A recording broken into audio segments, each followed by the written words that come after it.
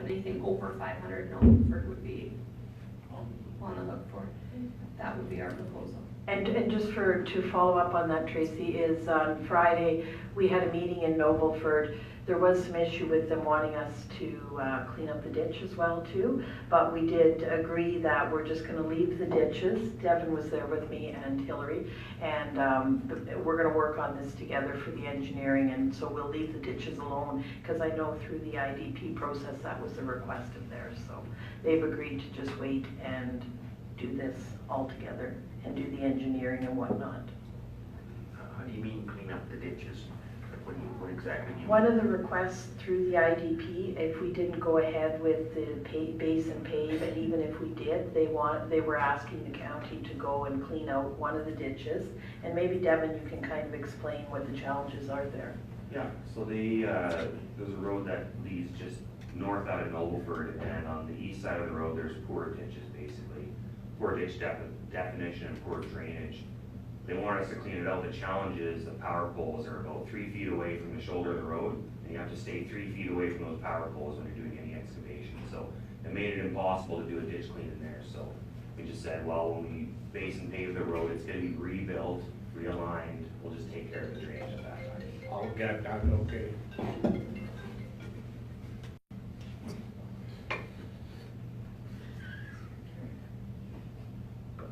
Okay. And then we did some adjustments to the market access network capital budget, just to reiterate that none of these changes here have any impact on the operating budget, so no tax support changes on any of these projects. So we adjusted the allocation revenues as follows. So still a total pool of $2 million going into the revenue, split by 740 being transferred from the market access network, or sorry, to the annual debenture payment to cover that. 760,000 being allocated to bridges, so basically we reduced bridges and increased this transfer here so that we're fully offsetting that debenture. And 500,000 still going to hardtop reserve. That doesn't have an operating impact. No, there's no operating impact For here. the revenue there is. Oh, sorry, yeah, the two, yeah, this one does here. By increasing that by 240,000, that did bring our tax support down, which is kind of offsetting that recreation charge a little bit, which you'll see kind of after. Any questions on that? Okay. These are changes to the operating budget as discussed last week. Public Works, as I just mentioned, we increased that transfer by 240,000 for a total of 740 to offset the annual debenture payment. Emergency Services, we removed the third CPO position for a net effect of $60,000. Which is 110 for the expense side, and then we had to reduce the revenue side as well because 50,000 had been put in for fines revenue. Planning and Development, we did include funds for 1 or 2 area structure plans for business development plans. We included $20,000 there to be funded from reserves, so there's no tax support implications there. And in Community Services, this is where we added the transfer for recreation. This shows $250,000. We had talked about a number of situations last week, a number of variables leading up to, I think, $500,000 by the time we implement ICS. And I have a couple different ideas here once we get to it, but right now this PowerPoint shows 250 going in this year and 250 additional next year. So Tracy, is that going into the reserve account that's already there for recreation? It will add to that until we start drawing off of it, and then it'll be the annual transfer of 500 out to. How much is in the recreation reserve right now before the 250 goes in? I think just shy of 100,000. Okay, thank you. Not a lot. No. And we draw off of that for summer games, which is not even 4,500 a year. Okay, so some of the operating budgets, just a reminder that this is what was included in our budget presentations was salary and benefits using a 2% COLA estimate only. So there is some probably, I don't know where we end up with negotiations, but we put it in at 2%. We use 2% inflationary increases only where applicable. We always go off trend information to adjust up or down as well. which is what the next line says. So after those adjustments, we come in at a total tax increase of $216,000 for 1.449%, down from 1.7. And then after growth down here is 0.548%, and that's down from 0.88, I think it was before. So that includes the $250,000 for recreation and the addition of that $240,000 transfer to cover the reserves. Those two kind of offset each other a little bit. But it also includes the reduction of the CPO, I think is where you're seeing the decrease there. Shown a different way. So the increase is just over 200,000. This is option 2.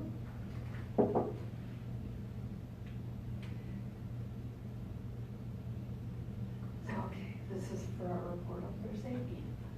Okay, so it's a little bit tricky because we have a report coming to council on Thursday regarding the total cost of the Market Access Network program and those additional 4 miles that were added to that program. So we do have an overage that's being reported on Thursday's council meeting. What we are proposing on Thursday is to increase the borrowing by law to cover those 4 extra miles. That way, the debenture payment is still being applied through the business tax, is still covering that. We felt that was more fair to the program than drawing from reserves to cover that, because then you're drawing from the pool of everybody's money to cover those overages. And if we increase the borrowing by law, and therefore the debenture, then the business tax is still funding that program as it was supposed to initially. So that would increase our debenture payment by an extra $25,000 a year to do that, to cover those extra 4 miles. So in this option 2, we included that. Instead of 740, it's 765. And then we also increased the transfer to recreation for 300,000 this year. And the reason we did that was we played with a few numbers, and I think you could even go as high as 400,000 to kind of smooth the impact on the budget, so that it isn't, because right now you have a pretty minimal budget increase, 0.5 after growth. But before growth, it's 1.4, and I can show you this too, but next year's impact is quite a bit greater if we add that to it. So in order to kind of smooth it and keep them both in that 2-ish range, you could go up as high as 400 this year and then just an extra 100 next year, and we're already funded. And that keeps them both, keeps it a little bit smoother as all, rather than a minimal increase this year and then a big impact next year and then back down the next year. It just kind of smooths it out a little bit. This though, this 765, this is a little bit trickier because you haven't approved the report yet. That is our recommendation, to increase that borrowing by law, just so that the program is still funded by business tax funds. And I think that is the fairest, and that's the truest to the way the program was supposed to be run. And the rest is offset through, if we increase the debenture, we are also requesting to use the remainder of the business tax reserve. Yes. To fund that overage. And then the difference is 25,000 or something. Yeah, there's like a minimal difference that remains unfunded, which would just be picked up through operating. So that's the report on Thursday. I think that's the most fair, to use that business tax reserve, because it was business tax funds collected for the purpose of doing this. And then, like I said, to increase the borrowing by law to cover the additional 4 miles to make it 13.5 million, I think is our, do you remember what the increase was? 454. So almost 13.5 million instead of 13 million. And that would kind of bring the whole project in line with what it should have been in the first place. So just before you leave that one, Yes.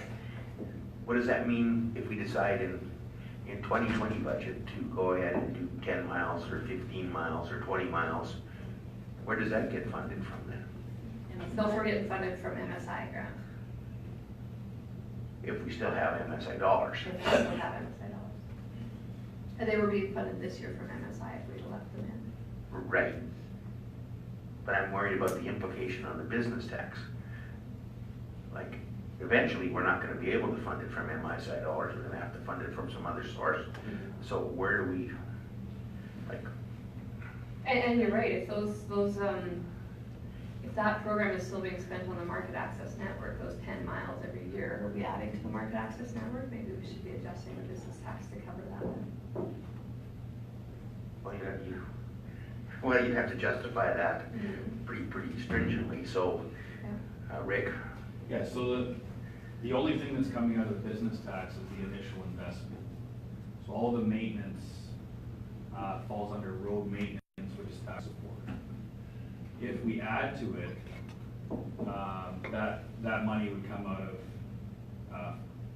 of grant dollars, or we would have to do some other type of borrowing to do it, to get it through so that the venture is funded by the business tax, or increase the business tax to offset that cost.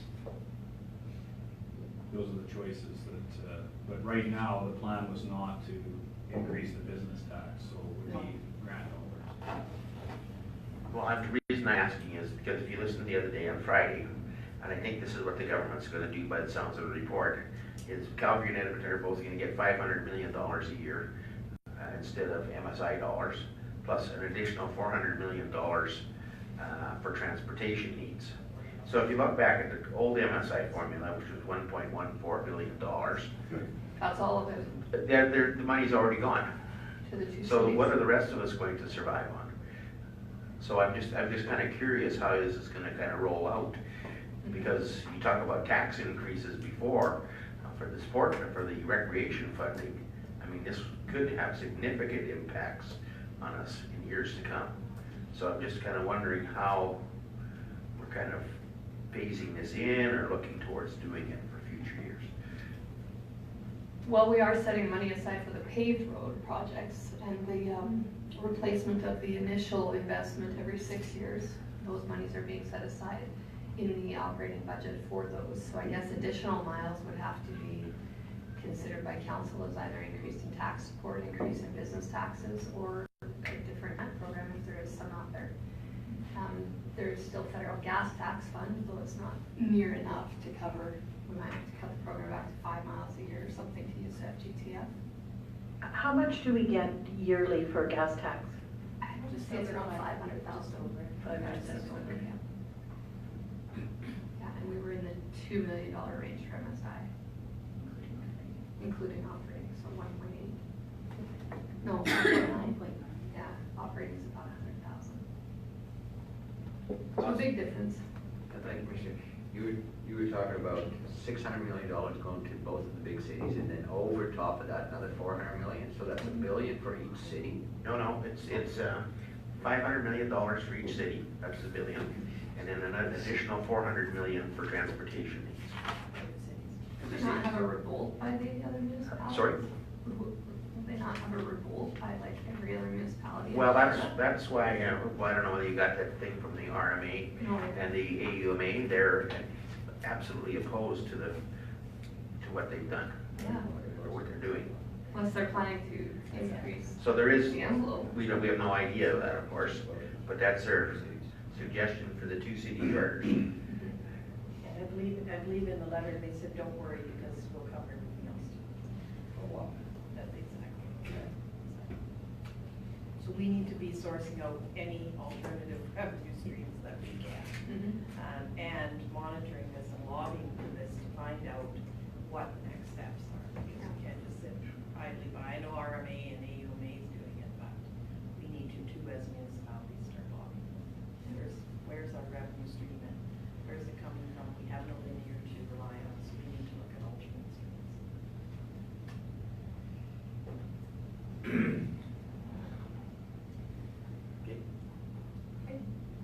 So that's just, this option here was with a transfer of 300,000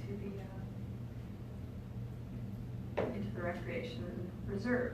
So I'm just gonna bring up this other sheet here. Which one do I want? This one? Yeah. Now I have to look up over here. Can I have it here too? Where's the 5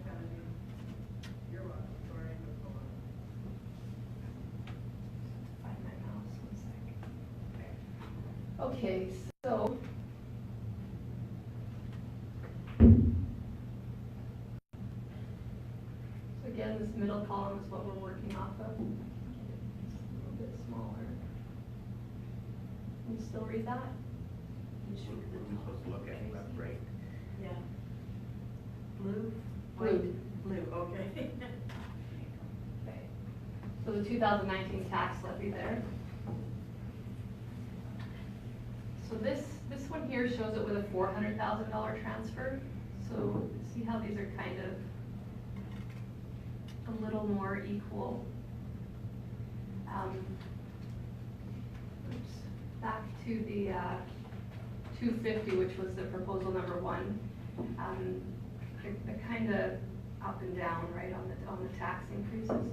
So quite a large increase next year. That's going, and we're assuming the 500,000 for recreation. I don't know where that's going to end up. That is still yet to be discussed, but we did use 500,000 discussion going towards ICFs. So you're assuming 500,000 for recreation in 2020, is that why? Yeah, so this budget, this one right here shows 250 going in this year and a total of 500 next year. So then we can actually draw off of that a little bit if we need to, if it's higher or lower when it does come out in the wash. And then fully funded at 500,000 in 2021, which is when ICFs would take this rate, which is when they would be implemented and be required to pay. My concern there is just the numbers, that it kind of goes up and then down. The second scenario Jen did was 350? 300,000. Again, it's still a little bit up and down. On that, I think the 400,000 is as close. I mean, you could try 375 or something, but if you go over 400,000, then it's. That doesn't include an increase to the transfer. So what that'll do is by 2021, that'll put almost $1 million in that recreation reserve. And we'll still have in the budget $500,000 to get divvy out. So if it does come up or down, we can adjust that. If it ends up being 700,000, we can draw from that reserve to cover that and implement the increase in 2022. But there would be some money set aside in the recreation reserve to help kind of with the cost there, which could also be used for other recreation projects as they come up as well. You can also leave it all till 2021 if you want to give everybody a decrease this year, which I think is not a good thing. Bonds? Thank you, Mr. Chairman. You were talking about, by 2021, you'd have $1 million in the reserve. Well, no, we'd have, if you did 400,000 this year, 500,000 next year, yes. But in the meantime, we've given some money out to them. So I mean, that wouldn't be in the reserve anymore because we're Well, we won't start giving it out until 2021. you mean for operating loan and everything that we intended that the recreation money was for. So if people apply for that, we are not going to give anything out until 2021. Well, that's when the ICFs take place. That's when we'd be required to start funding recreation. If somebody comes in sooner requesting funds and you guys give it out to them, then that's a different story. But Yeah, I was going to say, then we're not at that $1 million anymore. no. And we've had requests already, so. Better to have something than not. Thank you, Mr. Chairman. I know it's a good idea to increase that recreation reserve, but right now we don't even have a plan. So just to start throwing more and more money is just, to increase the reserve to $1 million and we don't know what we're gonna do with it, I think we're getting a little too far ahead of ourselves. I'd like to see it lower and just come up with a plan here and shortly, whether that's strat plan or sooner, I don't know. Just to follow up on that, I think, given, that's a very good point, and given that we're in the very early stages of, we haven't even started our discussions on ICFs with the urbans, and I mean the one with the cities happening this month. So I agree that we do need a plan in place because we don't have that yet. So I do agree that it's a little premature. Larry? Thanks, Mr. Chairman. Just to point out, I know Tracy's thrown out the date of 2021, but the ICFs are due to be completed by April 1st, 2020. True. So, whether the county will be expected and demanded to dole out money for recreation in 2020, I suppose is maybe up in the air. My thought would be that, that is more likely than not likely, but just my perspective. So, and we did discuss a couple of different alternatives. So Coaldale, they went ahead with a zero budget increase, as you know, but they tacked it on a different way. So rather than charging their property tax owners, they are implementing a recreation levy, a monthly charge of $10 a month per household that gets this increase. So, And that's a good point, but just for clarification, the 0% is only on residential. It's 4% on industrial and commercial, so there's that piece too. So when they all say. depends what you want the headlines to read. Exactly. So I'm kind of confused by that. It may not be considered to be a tax, but at the end of the day, I still have to pay the money. Yes. So as far as I'm concerned, it's tax. Yep. It's just a different way of showing it, right? Yeah. If we increase our utility charges as well, you would see our tax rates go down, but our utility rates would go up, right? So we could implement the But- same thing. But there's a difference there. You're actually, everybody is using a utility, Mhm. whereas not everybody is using a recreational facility. No. But I think that's what they're doing, is adding it to their utility bills. I mean, we could add a line into our utilities revenue that says recreational levy, $120 per household per year, and that would bring our tax support way down too. It's just a different way of showing it, right? Like I said, it's what you want the headlines to read. Awesome. I don't think we're in the business to show it that we can show it that people don't really see it. I think it is what it is, and then your tax should just go up a little bit. Because a recreational tax should not be a separate bill or anything like that. That an extra $10 per household, I think it should just be within your tax, the amount of tax that is paid, and I don't think we should be hiding. I mean, we've seen enough with that already, with the fuel tax and everything like that. Everybody's just using that, like sometimes justified, sometimes not justified. It's just an extra way to get some cash, and maybe they're going to see it that way. So I mean, that this is within our tax revenue, and I think we should see it. Well, we also felt that per capita, which is kind of what we're doing by increasing it in the tax rate line there, is more fair than per household, I think, because then you're targeting the entire population and not just, the household that might have 8 people in it versus 2. Those people are paying the same rate. This way they're all kind of. And everybody has the opportunity to use it. So I mean, and this way, if you want to use it, you use it. If you don't, you don't. I mean, you're still paying the same. So you go ahead and use it with the rec facilities that are there. So I kind of agree with Steve. I'm not quite sure we need to get to $1 million. But I think the reason I brought it up the other day was to make sure that we're sort of looking towards building some kind of a reserve. So if we do 250 this year and maybe 250 next year, that would make, smooth your percentages down a bit. So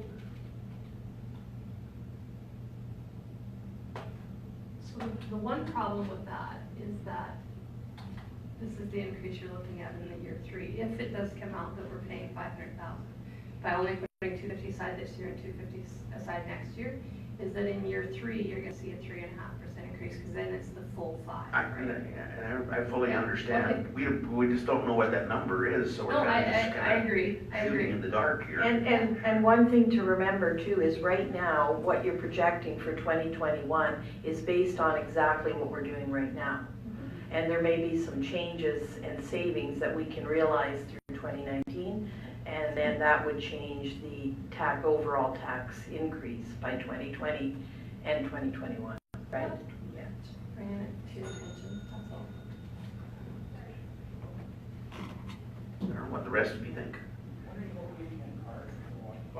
I agree with that. I think that's great. And just like Steve said, let's come up with a plan first before we do anything. Then at least we can see. And I don't think there's going to be people there in January right away applying for right now. But I think that, you know, if we come up with a plan, know how we're gonna be distributing the stuff like that, I think that is necessary before we put in a whole big chunk. Well, I think that it's really important to distinguish the difference between operating and capital, because we're gonna get asked for both. So we need to have a plan. Do we do both, or do we just do one? We can discuss it. Yeah, That way. yeah, Ken? Yeah. I agree with Steve. And it may have to come in April of 2020, but we can sign contracts that'll make it to 2021. I think that's the contract we're gonna be making. That will give us time.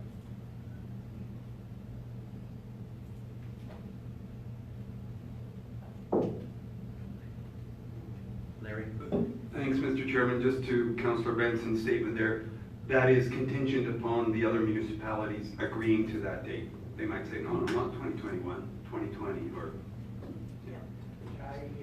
But I think given that, I think given that we're going to use 2019 as a year to kind of plan, both for the IDPs and the ICFs, yes.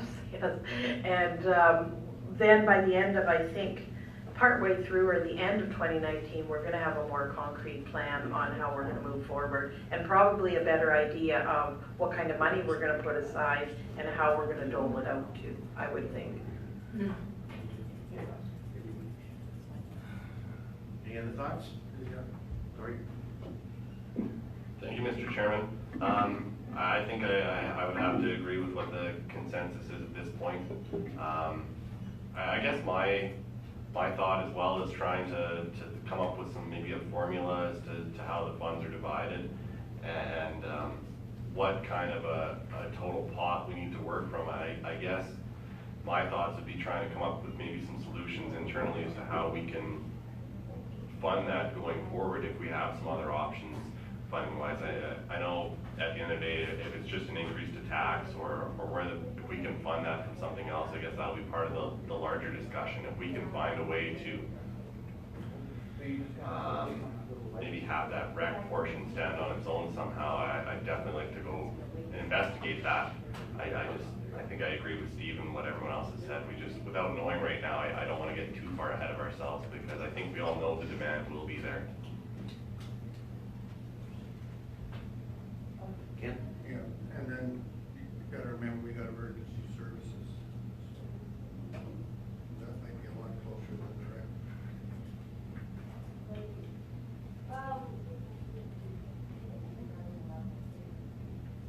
Yep, so that puts us back to the initial one that we presented here, budget option number 1.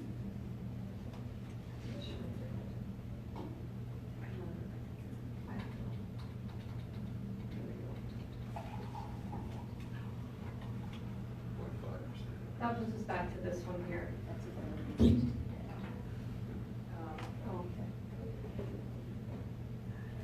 Okay, sorry, that's just gonna be slightly higher with that report that's coming on Thursday with the $25,000. so would it be about what, Tracy, 25? Yeah, I'm just gonna grab it here. It would be 1.616, 1.715 after growth. We'll be delivering the final report for this. Right here, after growth, 0.715%. But is that not, that 25 doesn't get added? It's a negative. It's a, you have to subtract it off too. Did you add it? Should be a negative. It's correct. But it'll be no impact really. It will, we'll reduce. Or are we gonna increase the transfer bill or reduce bridges a bit? It's gonna reduce bridges by another Yeah, so it'll just be 25,000. no But impact. that's a capital. This is coming in currently. I know, but the picture go up 20. So it's not. It's a wash. It's a wash, Oh, right? Okay, apologies. Okay. It's the Ooh, you don't want that. 1.4, 1.46. Yeah, no, or 4 or 5. So yeah, it would be that, because the $25,000 impact on Thursday is going to be offset by the additional Back to increase. 25. Yeah, sorry about that. But it does show up hard when it does show up as an additional 25,000 reduction in the bridge transfer from business tax. So instead of 750, it'll be 725.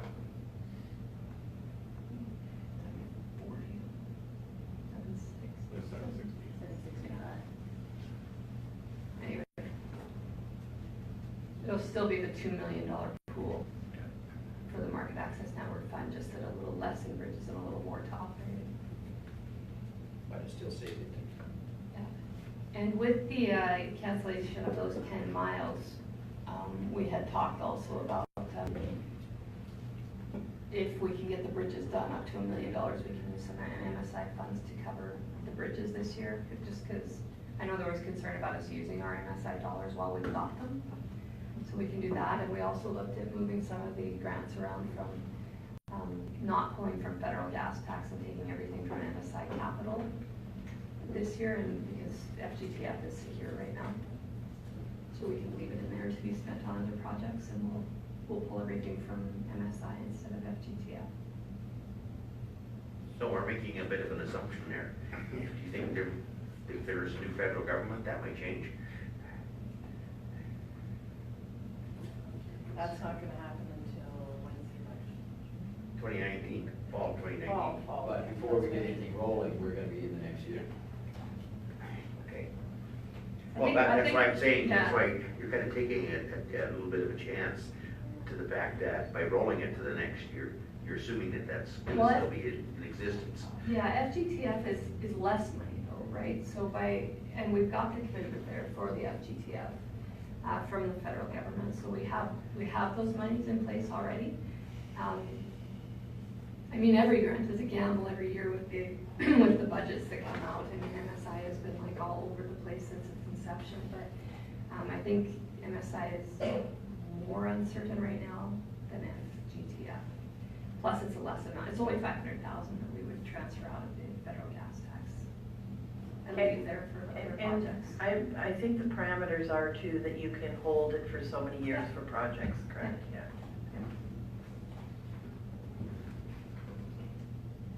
So you're at, how much for your payment now then to cover off the haul road network? 740. 740? And that's with the additional? No, so the report that's coming, 765. 765 would be after the report on Thursday if it's approved. 900,000 to pavement, Yeah, so that's. 7, the bridge is 725? It'll be 735 if it's exactly 2 million, but it does fluctuate by, it could be 50,000 either way. I think we were at 1.96 the 1 year, last year we were just over 2 million. Depending on the cap limit. The cap levy and how many people come in to revise their their calculation on their animal units. But we did hear of some expansion, so maybe there's a little bit extra there. Target is this, I brought it up here. I can, oops, I can't change it. So this would increase to 765 and this one would decrease to 735.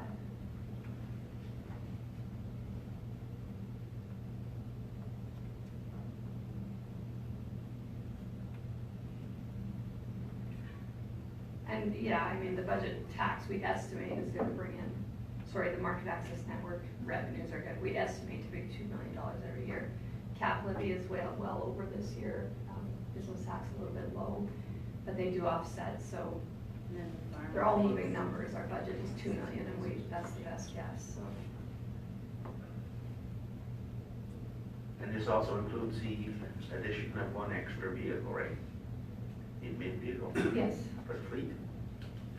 Yeah, that was no impact there. The impact there was $8,000 a year for operating maintenance costs for the CAO budget.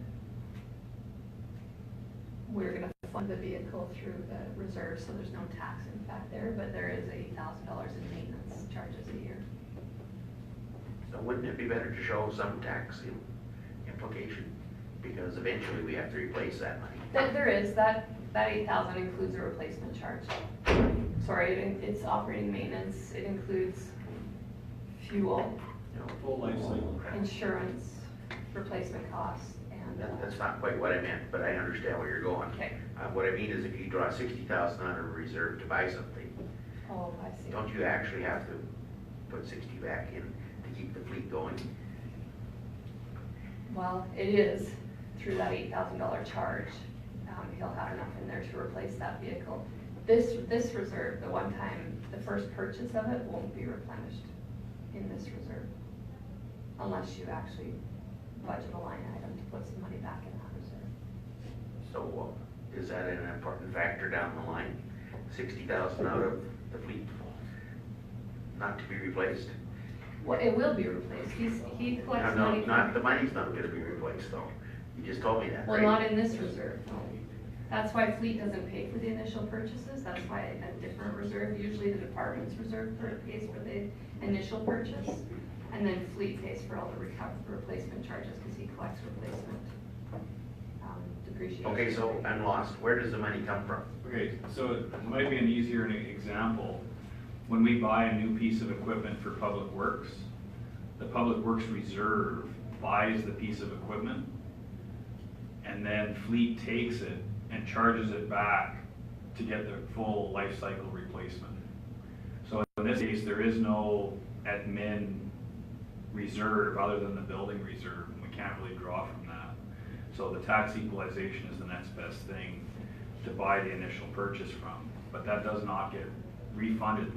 The replacement of the vehicle gets refunded, but the initial purchase is an investment to increase service, and it comes out of the reserve. Same with PW. I mean, we do replenish based on year-end transfer from surplus, but other than that, there's no recouping that money in the Public Works Reserve if we bought a new piece of equipment. Yeah, the way fleet works is that he charges back enough to replace everything that's in the fleet right now. If a department wishes an additional vehicle or additional piece of equipment as a new item that was not in fleet's budget, they have to pay for it first. They buy the initial piece of equipment, then it gets transferred to fleet, and he charges and he replaces it from then on out till the end of time. But the purchase of the initial vehicle comes from the department's budget, which is a reserve. So basically, that would mean that you just add 60,000 to your assets. Mhm. And draw down the reserve to pay for it. You could show it as tax support, and in a way, I mean, drawing from a reserve is using previous tax funded dollars to pay for it.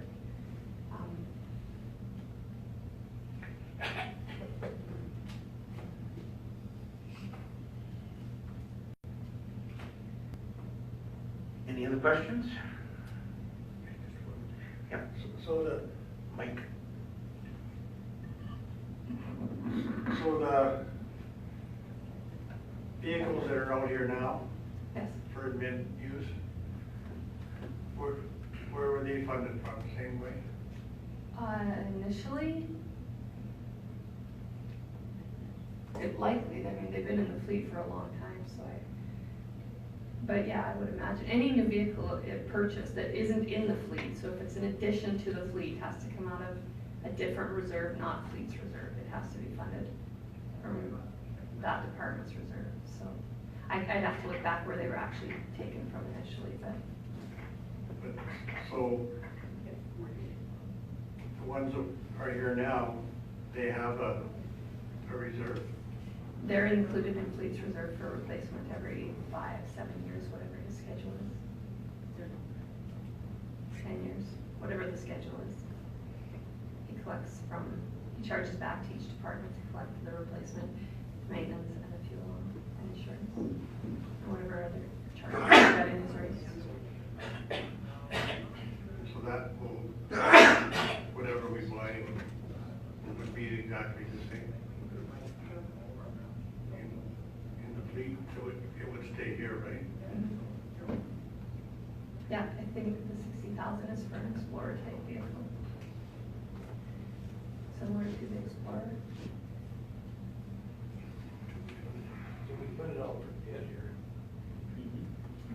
yes?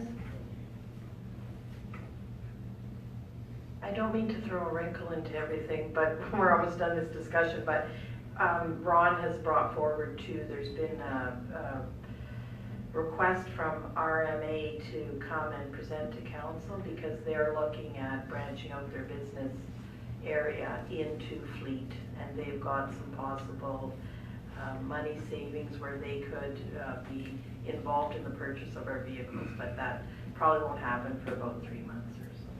I'm not sure, because I think Ron's away right now, or is that right? Yeah. Sorry? Thank you, Mr. Chairman. I guess I just want to stress before we get too bogged down in the weeds here, we just had a discussion about putting $250,000 tax-supported dollars into reserve for something that we're not exactly sure what the path is. And we've been brought forward with a proposal to fund something from reserve for a $60,000 vehicle for our CAO to travel, predominantly our CAO, to do her job. So I just want to stress before we get too bogged down in the weeds here, I think we have to look at a bigger picture here. And as I said last week, I'm fully supportive of this.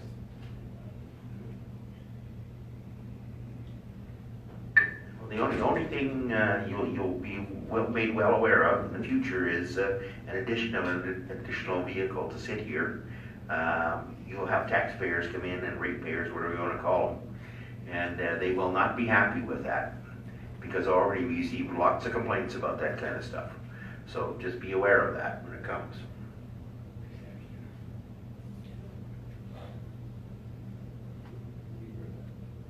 Yeah, you will. Yep. So I guess the alternative is to rent something, which would just flow through the budget, or well, a lease is still going to be considered capital, even though it's a lease with a vehicle. I don't know, did you guys want to go around on the vehicle, or? And vote on We'll it? have to have a little discussion as to see what we think, I guess, Yeah. eventually, so. So as it sits on, I mentioned that the capital purchase of the vehicle is no tax support, but there is a $60,000 reduction in that reserve to cover the cost of it. And the annual operating is $8,000 in tax support a year, if you want to discuss that. Those are the two numbers you need to know. But I made just a couple of words, Mr. Chairman.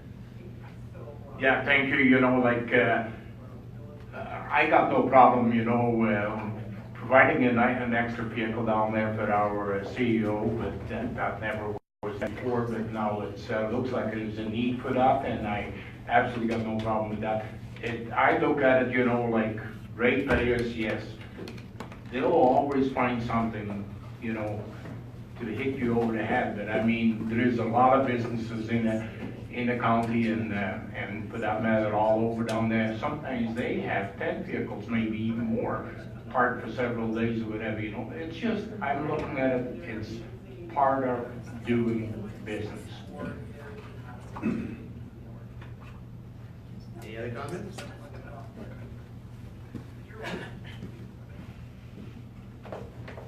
Jen's just going to write a couple discussion items on here for you if you want us to break, and you guys can finalize the discussion on the recreation. I know most of you sounded like you were in support of the $250 each year for 19 and 20.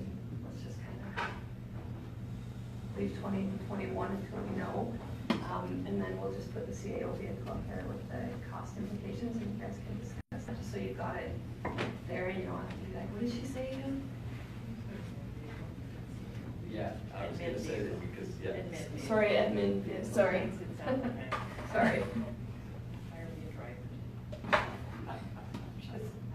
Hire me a driver. I've been through this before. Oh, now she's doing the hands, oh. Oh, yeah. Okay, last time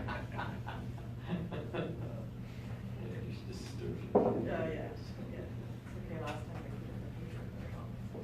did it.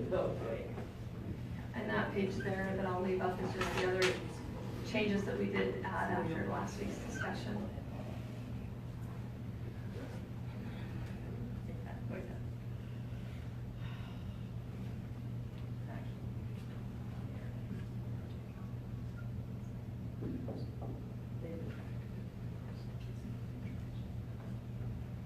We did mention the area structure plans to Hillary and the addition of those in there. She does have some concerns. She's glad to have the money put in there and whatnot, but she does say they're gonna be difficult to get done because you have to have the willing parties and everything, but she will endeavor to do them.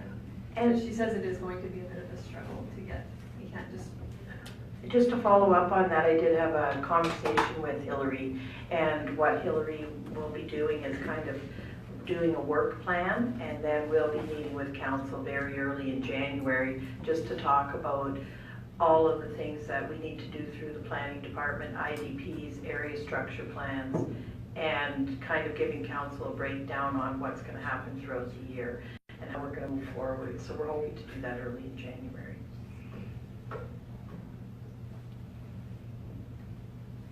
Okay, is there anything else? Okay, we'll take we'll have a discussion over where we want to go from here. Okay, thank you.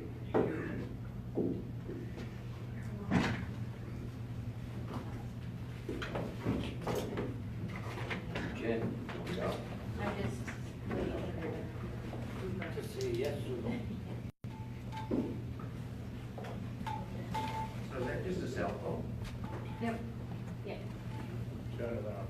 an old one that's. Unplug it, just to be on the safe side. Yeah, that's. I don't. Just an old one that's, I think the buzzing last week was the emergency alert that went out. That's why you had the buzzing.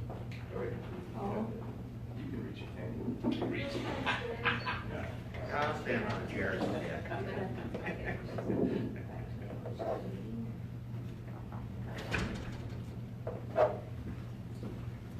We'll stop. I'm not hearing back. okay, we have